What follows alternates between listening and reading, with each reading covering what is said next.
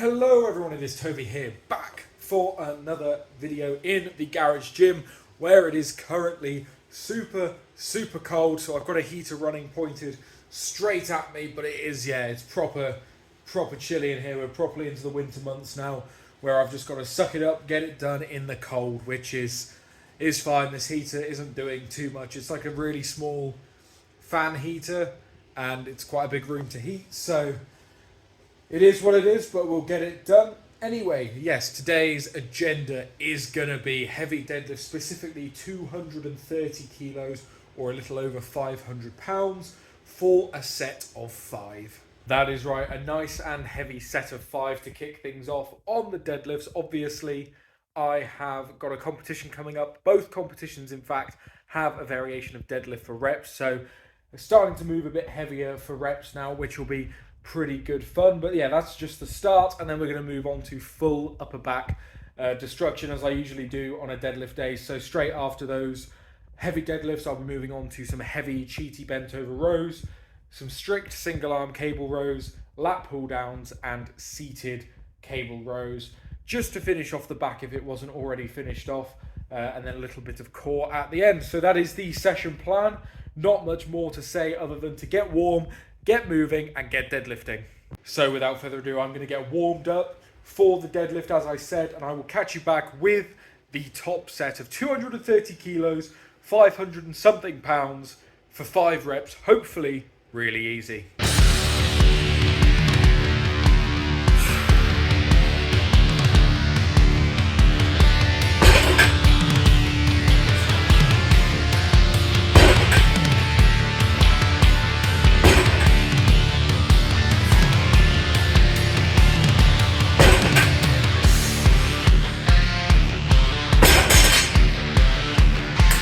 Happy with that. 230 for a very solid 5 there. And I won't lie, initially, as I was stepping away from that, I was disappointed, can you believe?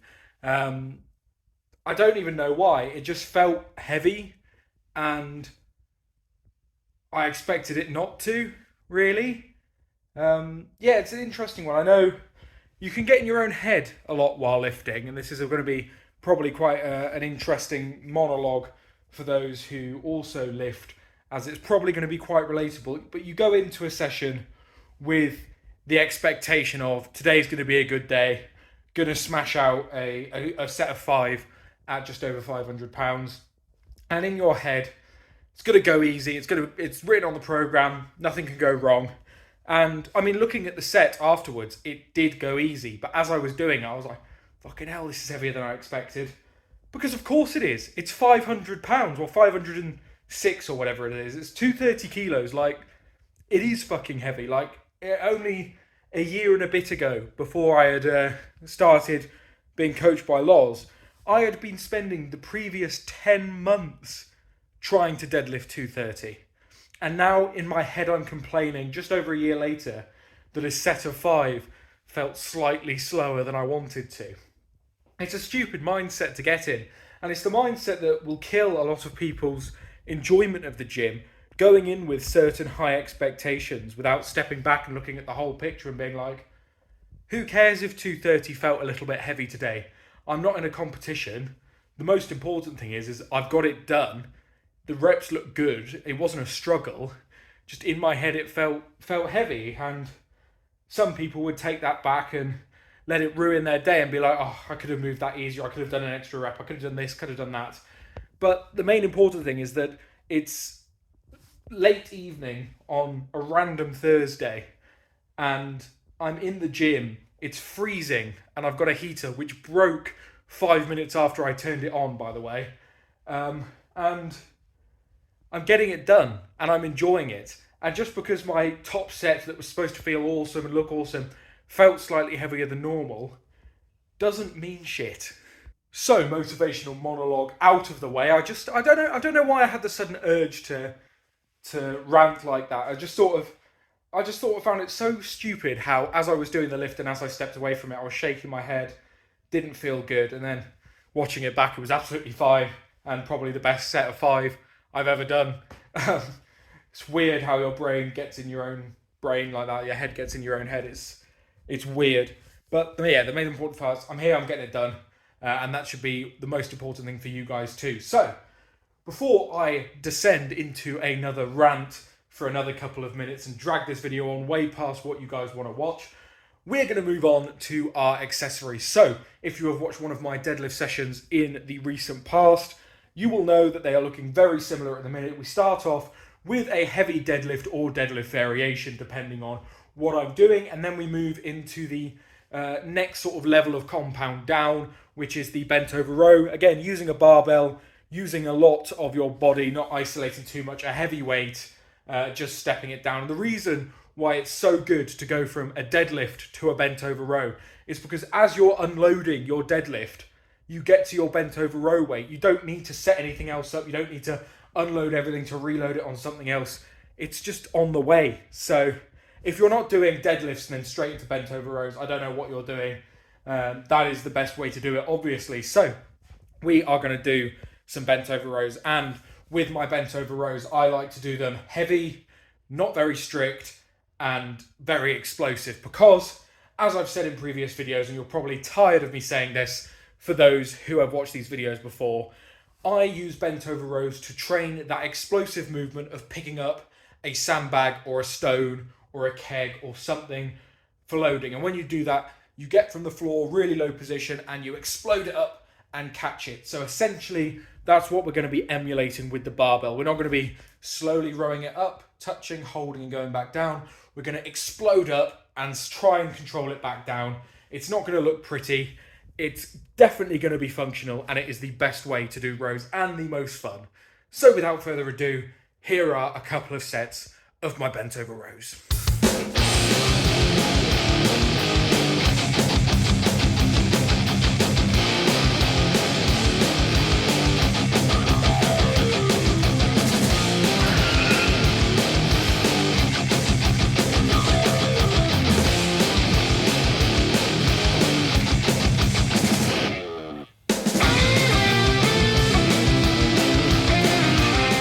Able to go a bit heavier on those than usual. The form slipped a little bit on that last set you saw there with the 140 kilo. It became a bit too cheaty, but my back feels it the most, which is obviously the important bit. Feels like I've done rows, so that's brilliant. If you have a problem with my row form, it's fine. It's not for you, it's for me. I'm not building back size, I'm building back strength, so yeah, that's why I do it that way, and it works. So, gonna keep doing it. But anyway, that is that. That is the next level down of heavy compound done, which means we can put a line through any barbell work for the rest of this session, and we will move on to the accessories, which are going to be the usual chest-supported single arm cable row, which is it's almost the exact opposite of the rows we've just done. Completely strict, no cheating, single arm, much lighter weight. Really, good exercise there. Followed by the lat pull down, a staple of a back day. Everyone should either be doing lat pull downs, pull up, some form of vertical pulling motion. And then we're doing seated cable rows, can go nice and heavy on these.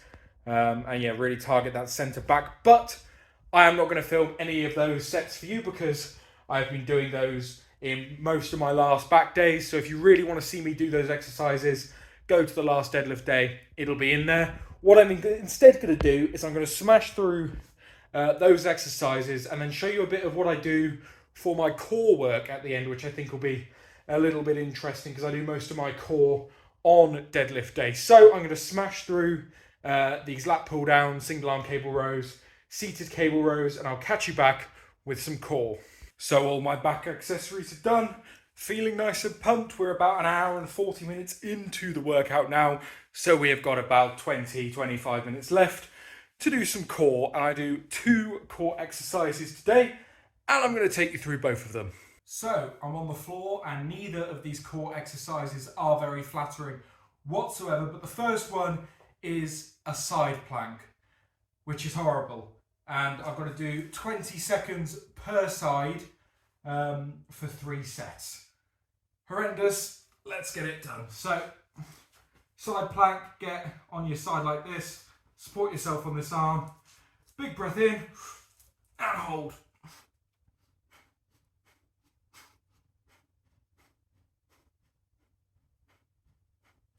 And switch sides.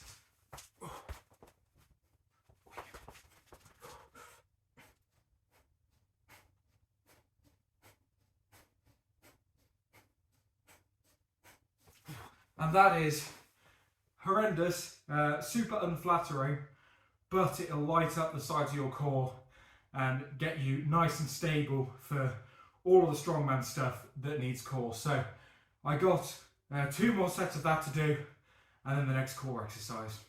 So this next one I am even worse at than the side planks, and it is the hanging leg raise. So I can't actually do a full set of 10 with the hanging leg raise. I can't even do one proper rep with fully straight legs because my legs are so heavy. I really struggle. So what I tend to do, I've got 3 sets of 10 programmed. I try and do as many reps as I can with as straight of leg as I can, but it will descend into some form of knee raise by the end. So we'll just give it a go, and you get to see on cam exactly what I mean when I say I'm crap at these. So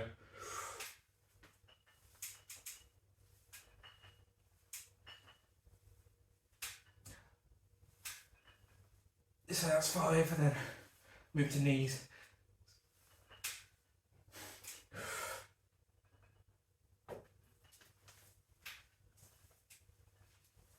The hardest part of that is to stop myself swinging. Yeah, I'm really bad at them, but we got 5 somewhat decent reps, and then 5 knee raise reps, so is what it is.